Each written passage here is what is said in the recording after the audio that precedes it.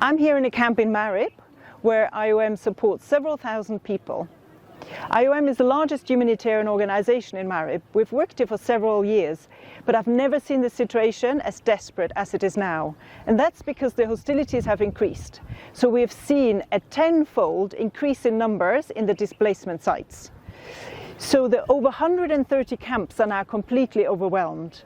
So I've spoken today to families who have been displaced 4 or even 5 times, and every time it completely disrupts their lives when they have to leave behind their very few belongings and move to a new site.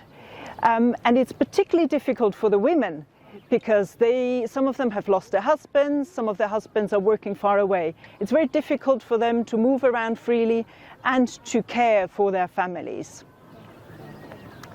IOM is doing its best to help. We provide food, we provide water, we provide shelter and also healthcare, but it is not sufficient because of the huge needs. We also support the migrants because several thousand migrants are stranded here on their journey towards the north.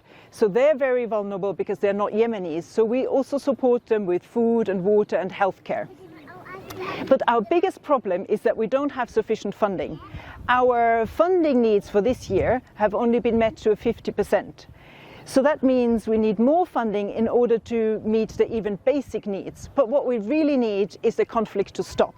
We need the hostilities to end so that displaced people can go back to their homes and return to their normal lives.